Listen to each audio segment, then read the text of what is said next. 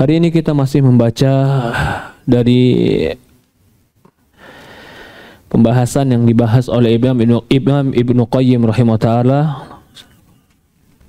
ar-rizqu wal ajal, antara rizki dan ajal. Farrik khatirak lil hammi bima umirta bih wa la tashghalhu bima dhumina lak. Fokuskan dirimu dan semangatmu dengan apa-apa yang kau diperintahkan.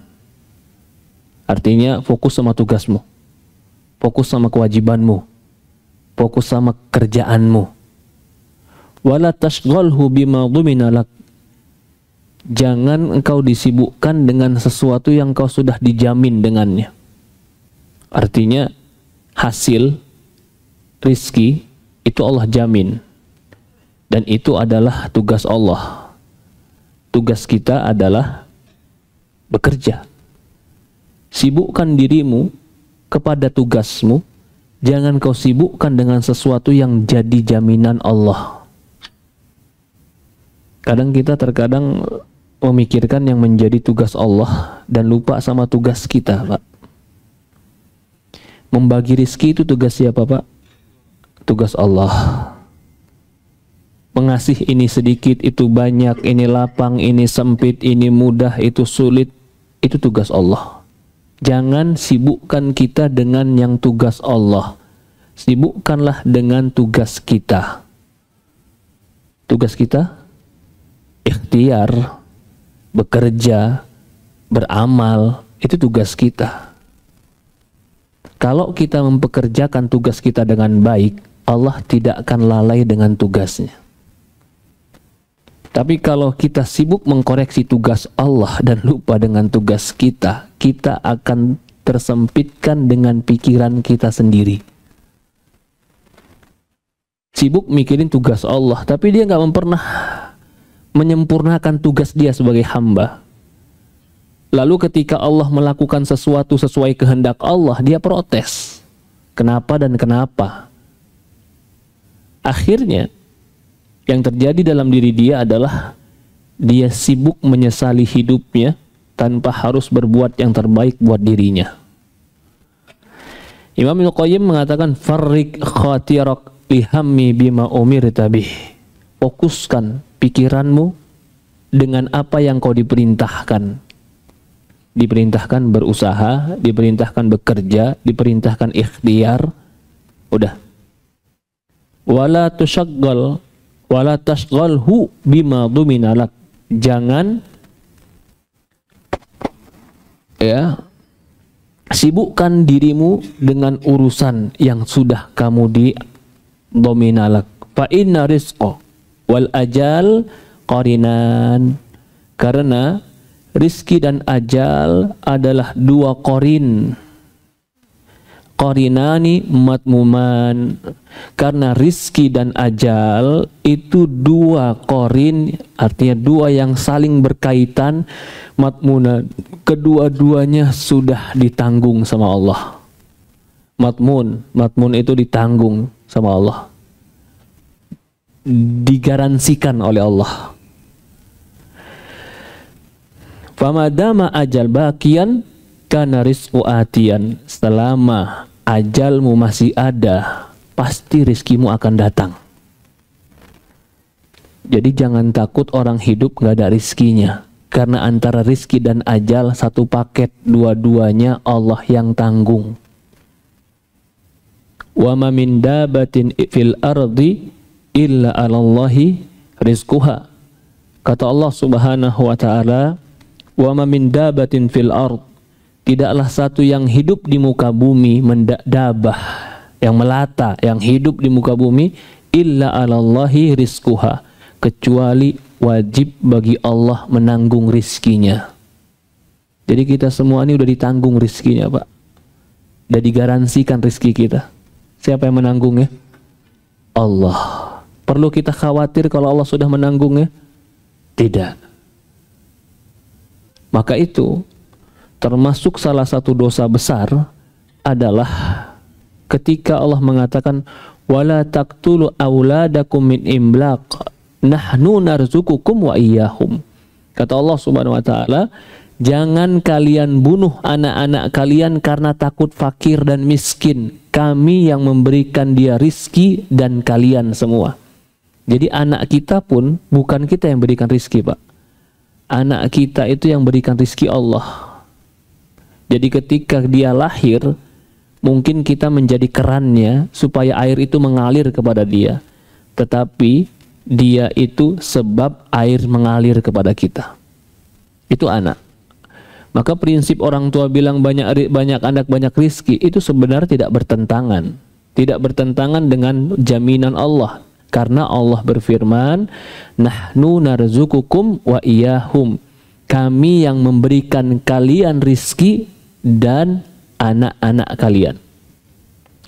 Jadi di sini Imam Ibnu Qayyim ingin menegaskan antara rizki dan ajal itu satu paket yang Allah telah menanggungnya. Dan manusia cuma diperintahkan bekerja yang terbaik sesuai dengan prosedur Allah dan batasan-batasan Allah. Allah akan memberikan rizki sesuai dengan takdir Allah. Kalau dia mencari rizki melanggar batasan-batasan Allah, mungkin secara angka dia dapat bertambah, tapi secara barokah dan hakikat belum tentu dia mendapatkan apa yang belum Allah takdirkan untuk dia. Maka rizki seorang mukmin dia harus bertawakal kepada Allah. Bukan karena kecerdasan, bukan karena kehebatan berbicara, bukan karena strategi, bukan. Itu ada faktor benar. Siapa yang mengingkari bahwasannya obat itu adalah faktor sembuh? Tapi seberapa kuat faktor obat untuk menyembuhkan? Karena betapa banyak orang berobat tidak juga sembuh. Memang betul makanan itu faktor mengenyangkan, menyehatkan. Tapi berapa banyak orang makan ternyata bukan malah jadi sehat, jadi sakit. Memang betul bekerja, berpikir, berstrategi itu adalah faktor untuk mendapatkan keberhasilan. Tapi faktor yang paling besar adalah diantaranya takdir Allah. Takdir Allah. Apakah ketika kita bilang itu takdir Allah menyebabkan kita berpangku tangan lalu kita malas? Ya sudah Ustaz. Kalau sudah takdir Allah buat apa saya bermaksimal? Bukan. Maka kata Ibnu Qayyim tadi, farriq khatirak lihammi bima umirt. Fokuskan dirimu terhadap apa yang kau diperintahkan. Kita diperintahkan bekerja sebaiknya, mencari sebab sebenar-benarnya, menempuh jalan yang halal, fokuskan dengan cara yang terbaik. Lalu hasilnya biarkan Allah yang bekerja. Dan Allah tidak akan menyia-nyiakan hambanya jika dia menempuh sebab yang Allah ridhoi. Lalu Imam Ibnu Qayyim mencontohkan, فَإِذَا شَدَّ عَلَيْكَ بِحِكْمَةِ طَرِيقًا مِنْ تُرُكِهِ. Jika ditutup untukmu satu jalan dikarenakan hikmahnya, jika ditutup atasmu satu jalan dari jalan-jalan rizki karena hikmah Allah, berarti mungkin ditutup rizki kita dari satu jalan, tapi pasti ada hikmahnya. Kenapa Allah tutup pintu ini, hikmah ini? Kenapa Allah tutup pintu rizki ini untuk kita? Jika ditutup atas dirimu satu jalan dari jalan-jalan rizki dikarenakan hikmahnya, pasti fatahalaka birahmati tariqan, dia akan bukakan untukmu dengan kasih sayangnya jalan yang lebih bermanfaat daripada yang pertama. Artinya, kalau seandainya kau ditutup sebuah rizki, Allah ganti yang lebih baik. Itu bahasa sederhananya. Karena ada hikmah Allah. Kalau kau tinggalkan sesuatu karena Allah, Allah akan bukakan pintu yang lain yang lebih baik daripada itu. Maka itu Rasulullah SAW bersabda dalam hadis, man taraka syai'an lillahi awadallahu khairu min. Kata Rasulullah SAW, barang siapa yang meninggalkan sesuatu karena Allah, Allah akan ganti dengan yang lebih baik daripada itu. dia bawakan contoh. Dia bawakan contoh kalau Allah tutup satu pintu, jangan pernah putus asa. Pasti Allah bukakan pintu yang lain. Bahkan dalam sebuah riwayat hadis, Allah heran dengan hambanya yang putus asa. Padahal Allah Subhanahu wa ta'ala yang memberikan segalanya. Kenapa hamba harus putus asa dengan usahanya? Padahal api pernah menjadi dingin di zaman Ibrahim. Kenapa hamba harus putus asa? Padahal Allah pernah membelahkan laut buat Musa, yang ketika itu dia nggak tahu harus lari kemana, laut terbelah untuk dia. Kenapa dia harus putus asa?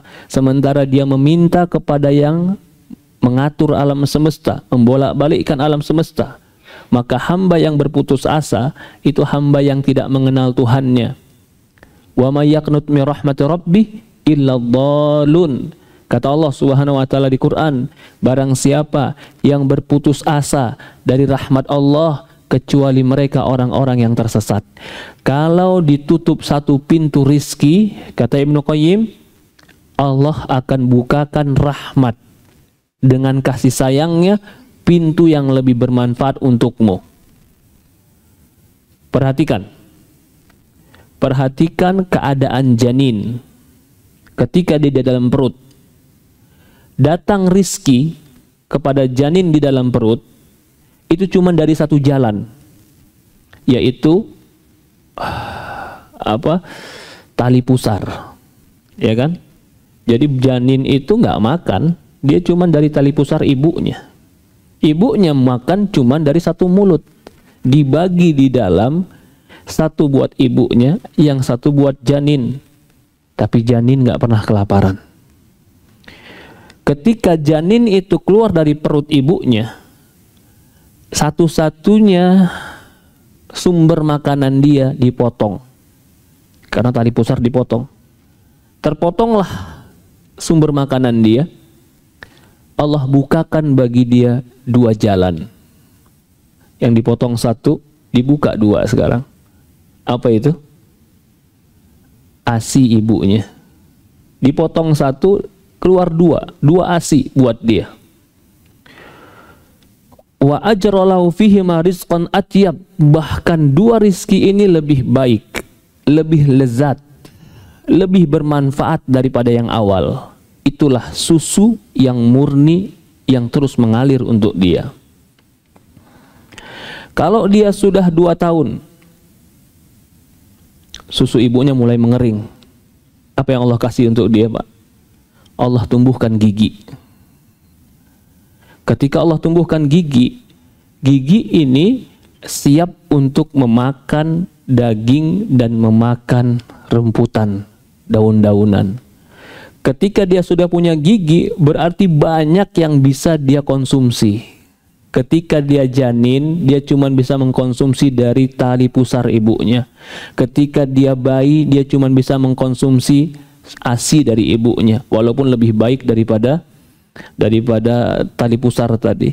Begitu dia kehilangan ASI, Allah ganti gigi, yang gigi ini dia bisa mengkonsumsi daripada daging dan khadrawat, hijau-hijauan. Rizqan atyab. Naam, fa idza tammat muddatir ridha wa anqata'at tariqan wal fitam wa fata turuqan arba'ah.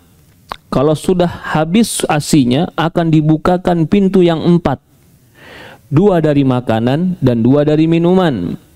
2 dari makanan itu adalah hewan dan pohonan. 2 dari minuman itu adalah air dan susu, ma yudhafu ilaihi min manafi'il malad, dan segala sesuatu yang bermanfaat dan lezat.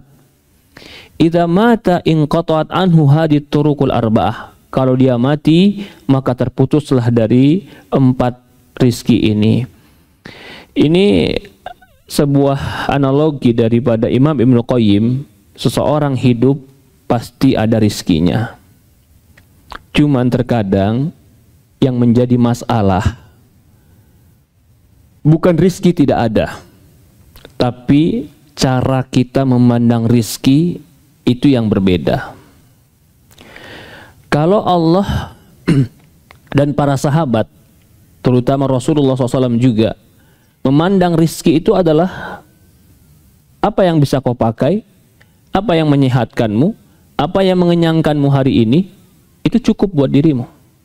Sehingga mereka tidak pernah merasa kekurangan rizki. Dari itu Rasulullah mengatakan dalam sebuah hadis, "Man asbaha minkum aminan fi sirbih, mu'afan fi jasadih, walahu qutul yaum."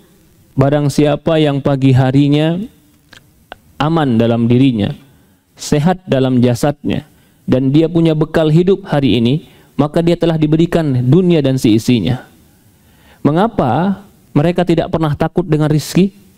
Karena mereka punya standar rizki itu dekat dan tidak sulit.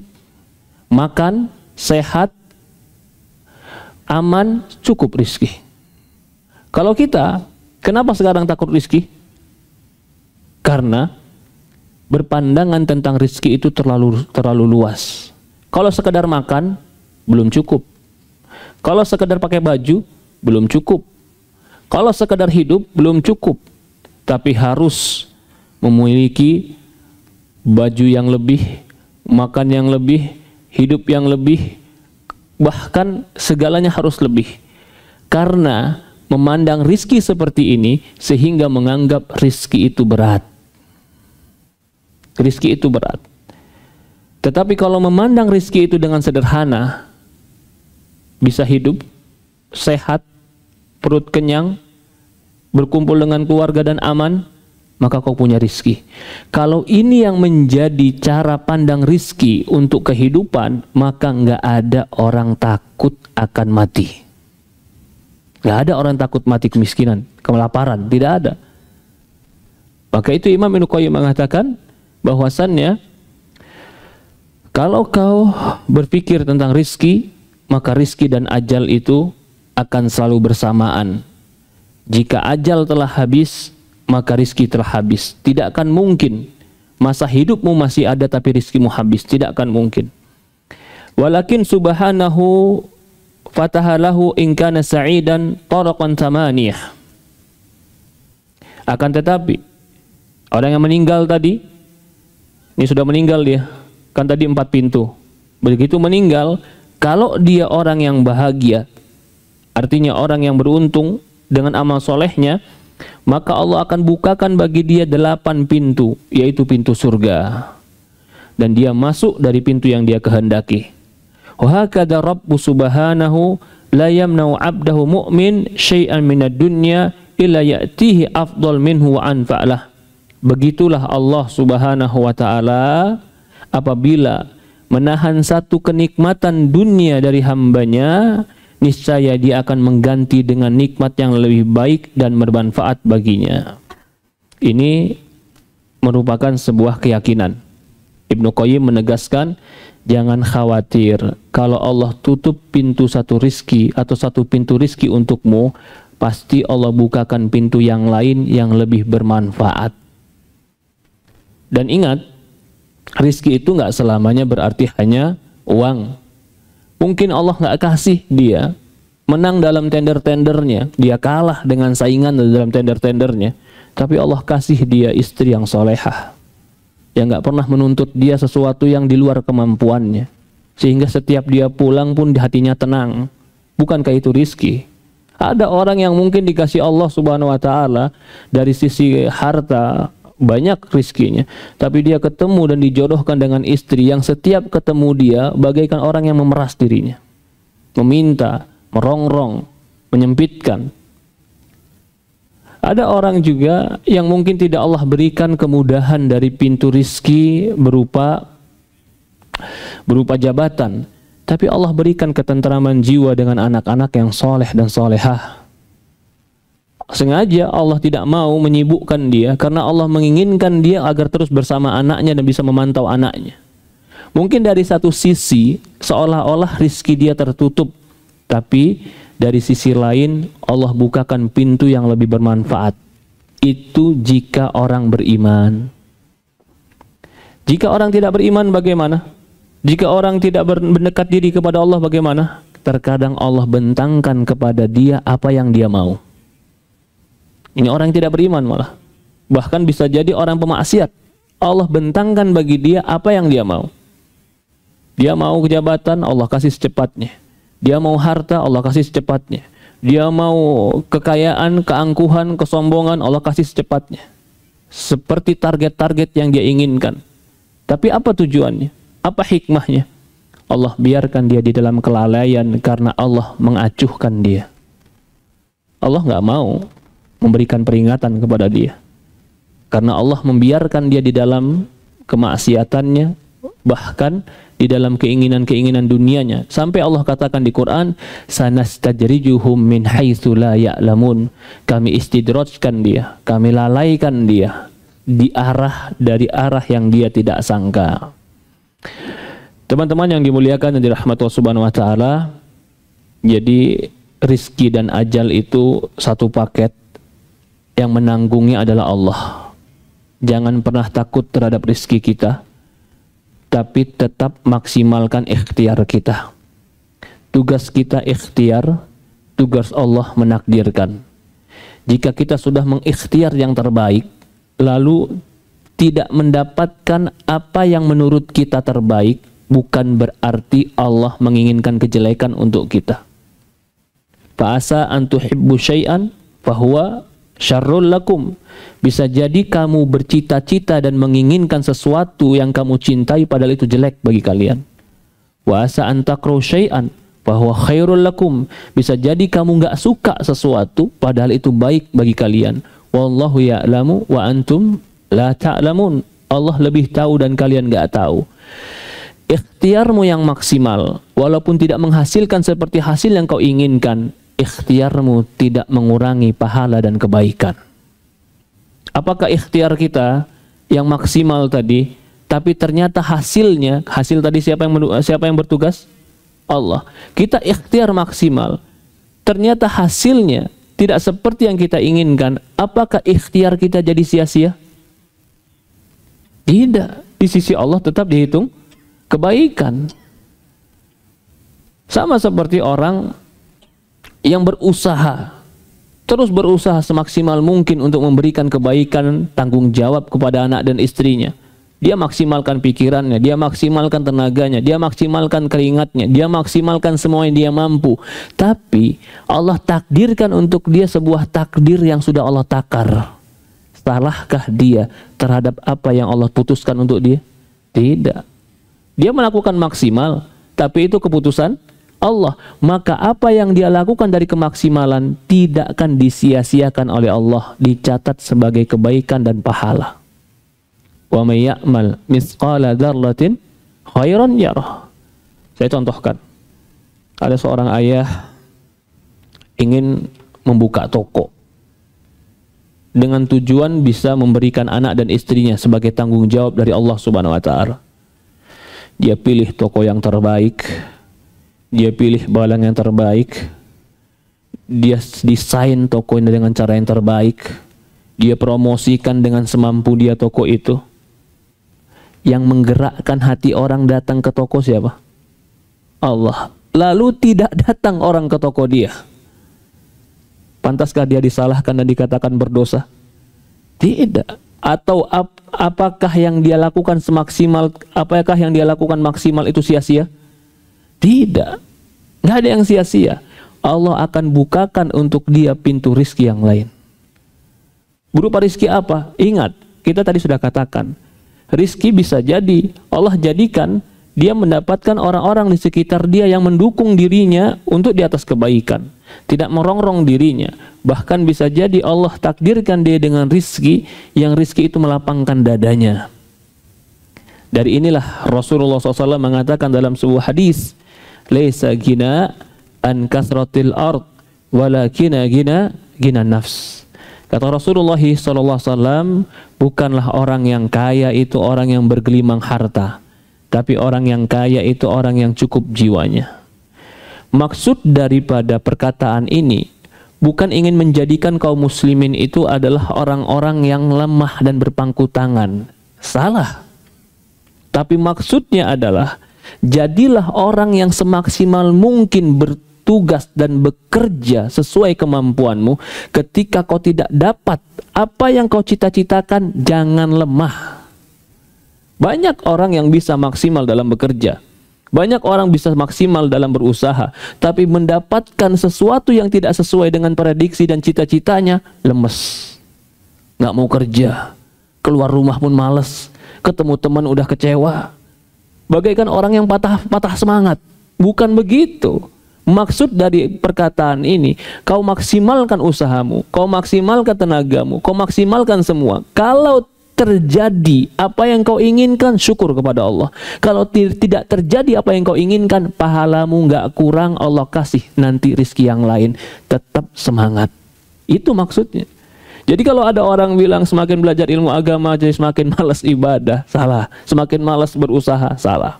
Ihris ma yanfa'uk. Kata Rasulullah SAW, semangatlah terhadap apa yang memberikan kau manfaat. Wasta'in billah, minta tolong sama Allah. Wala ta'jas, jangan pernah merasa lemah. Apa yang bermanfaat untuk kita? Belajar, manfaat. Bekerja, manfaat. Berelasi, manfaat. Semangat. Berstrategi, manfaat. Semangat. Kalau ternyata mendapatkan apa yang kita inginkan, syukur kepada Allah. Ini kebaikan Allah. Kalau ternyata mendapatkan apa yang tidak kita inginkan, sementara kita sudah maksimal, wasta'in billah wala ta'jas. Minta tolong sama Allah, jangan lemah. Beda dengan orang-orang yang nggak punya agama.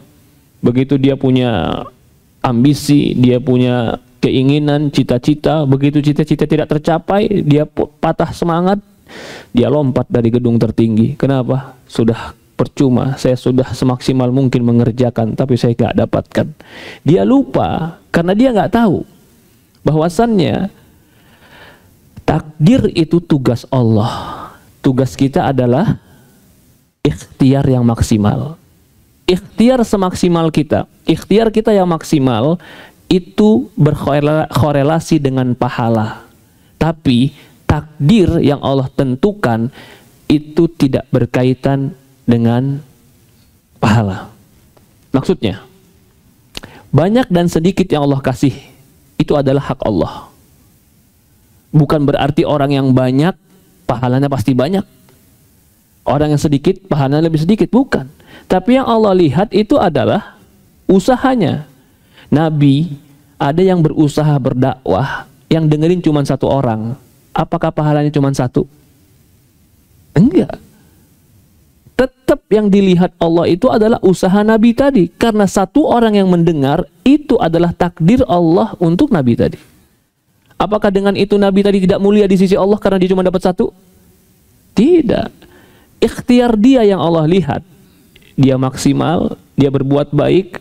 Takdir itu keputusan Allah.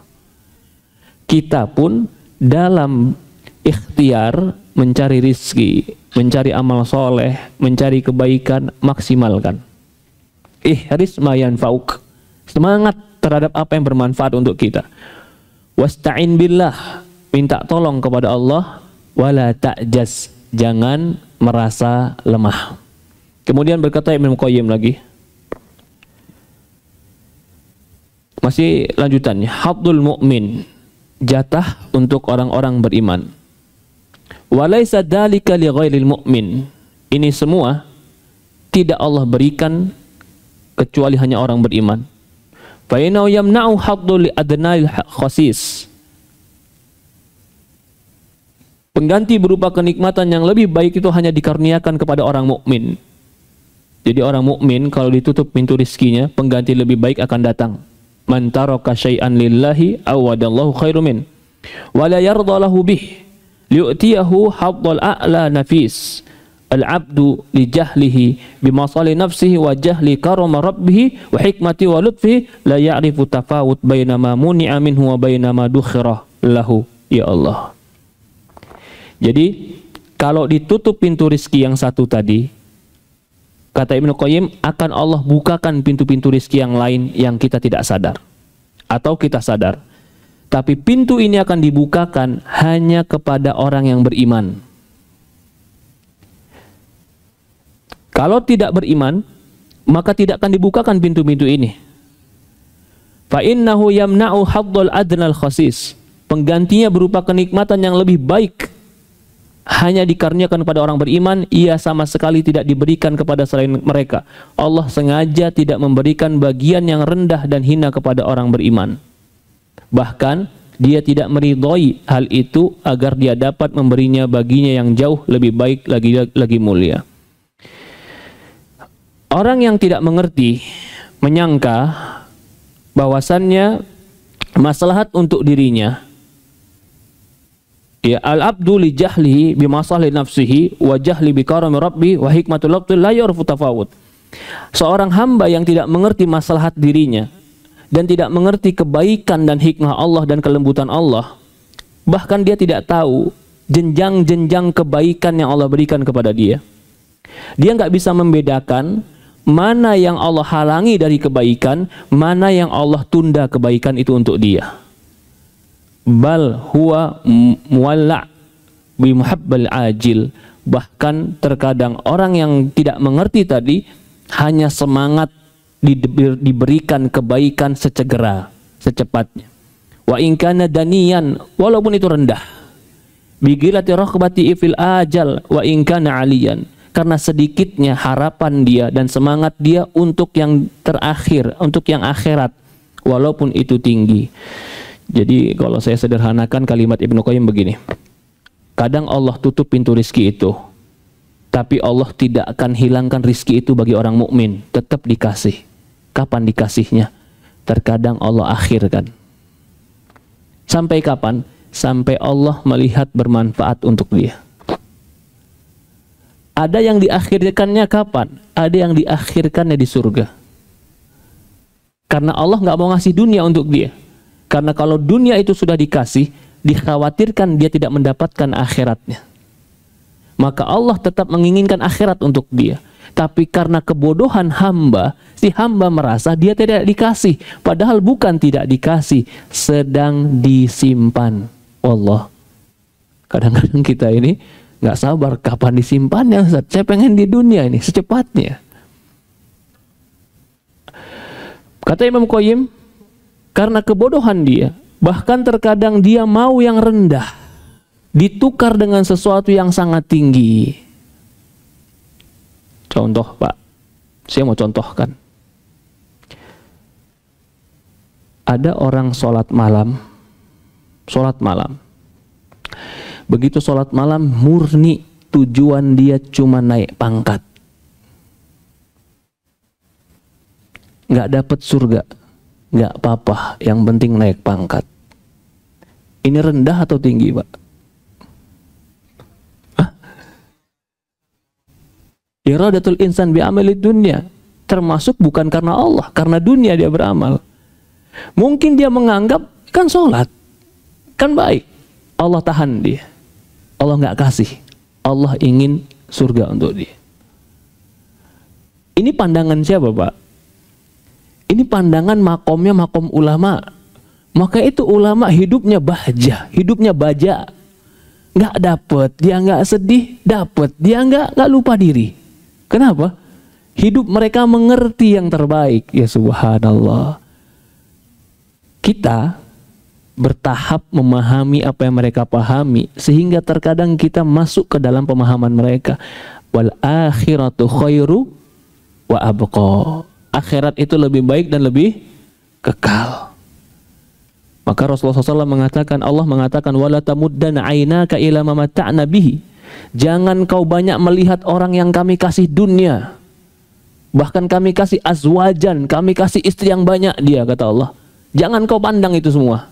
Apa kata Allah? Linaftinahum fi.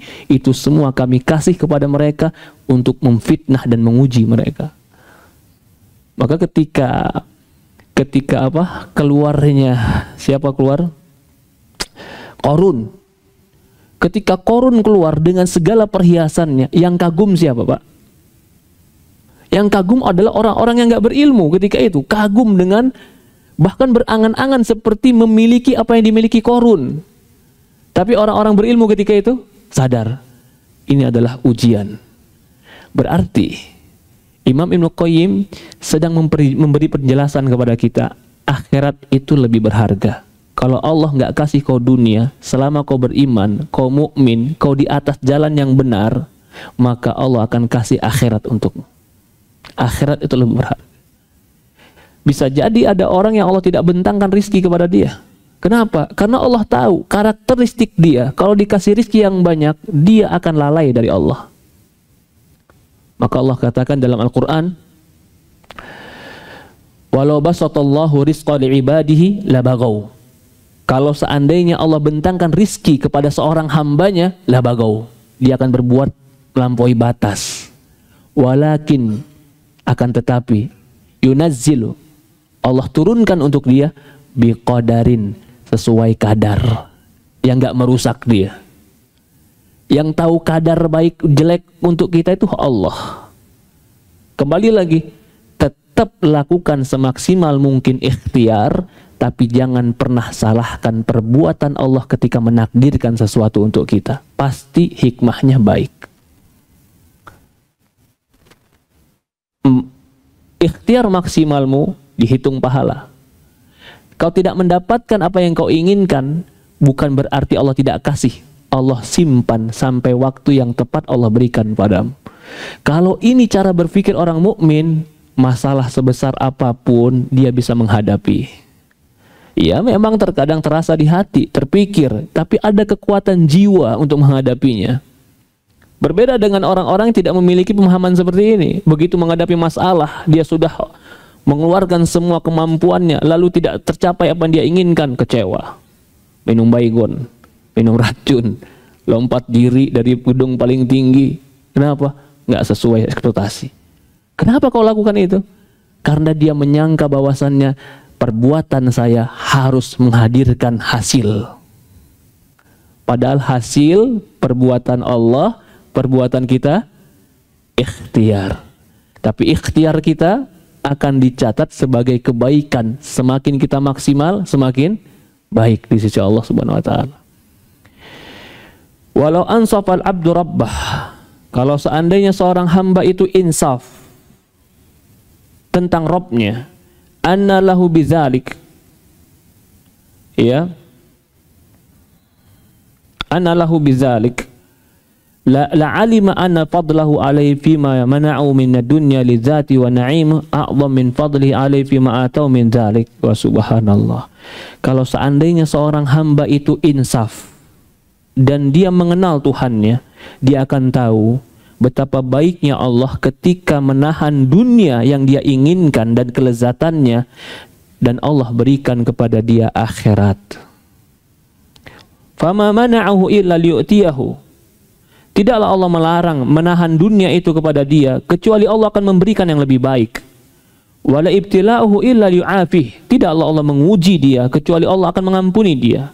Wala imtihanuhu illa liyusafih. Tidaklah Allah memberikan cobaan kepada dia, kecuali Allah ingin menyaring dia. Wala amatahu illa yuhyihu. Tidaklah Allah mematikan dia, kecuali Allah akan menghidupkan dengan kehidupan yang lebih baik. Wala akhrajahu ila hadid dar illa liyataha'ab minha liqudumi alaih liyaslaka tariqul mausula ilaih. Tidaklah dia dikeluarkan dari negeri dunia ini agar dia bersiap-siap bertemu dengan Allah dan menempuh jalan yang mengantarkan kepada Allah. Wa ja'ala al-laila wan nahara khilfatan liman arada an yadzakkara aw arada syukura.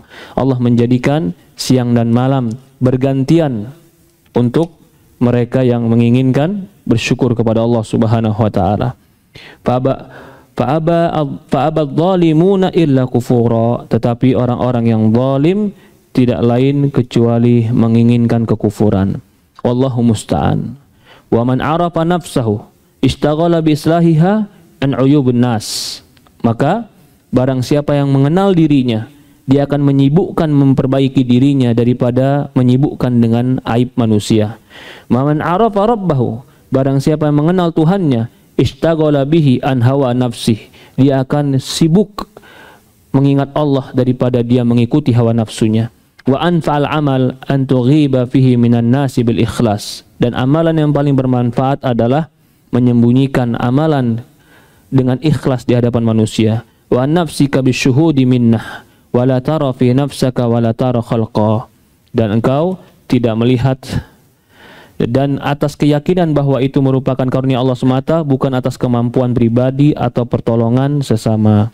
Allahu alam. Ya, ini yang dibahas oleh Imam Ibnu Qayyim, bab antara rizki dan ajal. Selama kita masih ada ajal hidup, pasti ada rizkinya.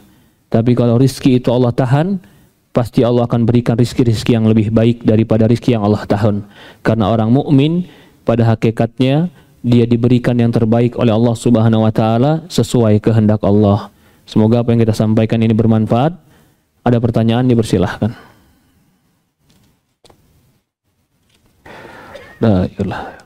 Kita cukupkan. Subhanakallahumma wa bihamdi asyhadu an la ilaha illa anta nastaghfiruka wa atubu ilaik. Assalamualaikum warahmatullahi wabarakatuh.